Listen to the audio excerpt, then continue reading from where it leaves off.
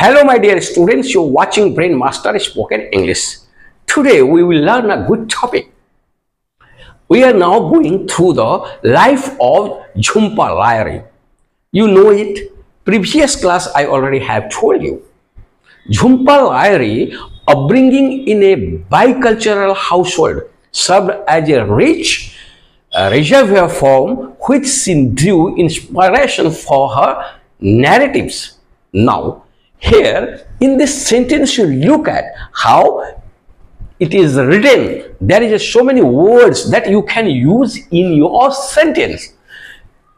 Upbringing, that means she was reared. वो पालन पोषण की गई in a bicultural, has the bicultural household. Bicultural means दो तहजीब, दो कल्चर रखने वाला, दो तहजीब वाला सोसाइटी में वो पली. सब as a rich reservoir from, वो रिच रिजर्वर थी, यानी कि स्टोर हाउस और storing place of knowledge, which she drew inspiration from her narratives. वो जो इंस्पिरेशन लेती है, वो जो उस वर्ड को और उस सेंटेंस को और रहने वाले उसके आबो हवा से और अपने परिवार से जो चीज लेती है, वो सब एक कहानी है फॉर हर नैरेटिव, उसके नैरेटिव में पाया जाता है. अब समझ गए? Jhumpa Lahiri upbrings in a bicultural household, served as a rich reservoir from which she drew inspiration for her narratives. Okay, is it completed? The next sentence, you look at this sentence. The amalgamation of Bengali traditions and American ethos permits her work, infusing them with distinctive culture. Now, here is this very good sentence. Amalgamation. Here is the amalgamation means blending or mixing. Amalgamation, mixing हुआ और Bengali tradition, Bengali तहजीब का tradition, परंपरा को, tradition का मतलब था परंपरा. हम कहते हैं ट्रेडिशनल ड्रेस, परंपरागत ड्रेस, ट्रेडिशन, उसका Bengali traditions and American ethos permits her here. उसके बाद में American, because she was belong to, वो आती है किससे? वो बंगाली परिवार से और पालन पोषण पाती है. उसके बाद वो अमेरिका जाती है, वो अमेरिका के कल्चर को लेती है. एथॉस, उसका जो एथिक्स है, एथॉस परमिट्स है. यहां पर एक वर्ड है परमिट्स. देखिए परमिट्स, परमिट्स का मतलब होता है विस्तार करना. हर वर्क, उसके काम को विस्तार कर सका. कौन? ये दो कल्चर का मिलाप ने उसे आगे बढ़ाया. Her work, infusing them, infusing करना, देना, भरना उसके दिमाग में. Them with distinctive culture. अच्छा, डिस्टिंक्टिव कल्चर, खास डिस्टिंग्विश्ड कल्चर उसके अंदर में पाया गया. किसके अंदर में? वो झुम्पा लाहिरी के अंदर में मिल रहा है.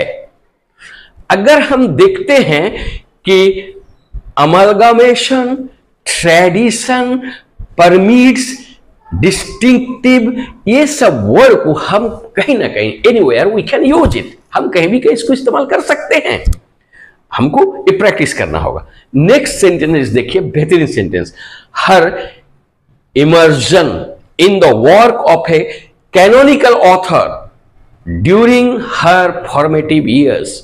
देखो इमर्ज, यहां पर देखो इमर्जन हम इमर्शन भी कहते हैं, लेकिन नहीं, इसको हकीकत में कहा जाएगा immersion in the work of a canonical. Immersion means होता मग्न रहना, इंडोल्ज, इम्बाइब, उसमें डूबी रही. In the work of canonical author. Canonical प्रमाणित बहुत ही अच्छे बड़े ऑथर जो होते हैं वो कैनोनिकल होते हैं. Canonical authors during her formative years. जब वो फॉर्मेटिव मतलब क्रिएटिव ईयर में थी, वो बड़े बड़े ऑथरों को पढ़ी और बड़े बड़े ऑथरों के बारे में जानी अमेज़न वो जो उसमें मग्न रही और बड़े बड़े ऑथरों को पढ़ी, जो प्रमाणित थे, जो विख्यात थे, उन लोगों को पढ़ी। तो यहां से देखिए, her immersion in work of a canonical author during formative year. Formative years को कहते हैं क्रिएटिव ईयर, जब वो लिखती थी उस वक्त में, जब आपका mind, if your mind will fill up with several a lot of words and the historical facts or literary facts, then you will able to write well and speak well. Now here again, this sentence is very fine sentence, you try to understand. Coupled with her academic pursuit in English literature laid the groundwork for her eventual foray into the realm of fiction. अब कितना अच्छा sentence देखिए, couple, जोड़ा। अगर couple कहते हैं हम किसको, हम कहते हैं देखो कपल, टू कपल्स गोइंग है। कपल का मतलब होता है जोड़ा, यहां पर जुटना। कपल का मतलब होता है जुटना, यहां पर होता है connect with her academic pursuit. Pursuit का मतलब होता है, परस्यूट का होता है गोल, उसका एकेडमिक गोल था। Now what is your pursuit? आपका परस्यूट क्या है? परस्यूट का मतलब होता है गोल क्या है आपका। इन इंग्लिश लिटरेचर, उसका गोल था English literature. Led the ground work for her eventual final, eventual माने फाइनल, आखिरी, अंतिम, फॉरे। दो वर्ड देखिए कितना बेहतरीन, फॉरे। फॉरे का मतलब होता है आगे बढ़ना, फॉरे करना। रेम का मतलब होता है रेम, REALM लिखा है। रेम का मतलब होता है जोन, फील्ड। वो इस फील्ड में उसका आखिरी था, इसी फील्ड में वो आगे बढ़ेगी।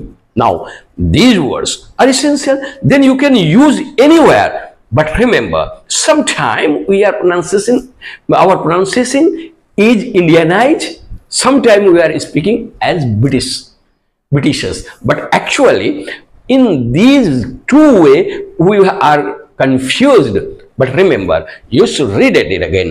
Coupled with her academic pursuit in English literature laid the groundwork for her eventual foray into the realm of fiction. वो इसी में वो आगे बढ़ गई। तो वर्ड क्या पाए आप यहां पर? एक पाए सबसे अच्छा वर्ड कपल्ड, जोड़ा। दूसरा पाए परस्यूट, परस्यूट का मतलब होता है गोल। तीसरा पाए इवेंचुअल, फाइनल यानी कि आखिरी।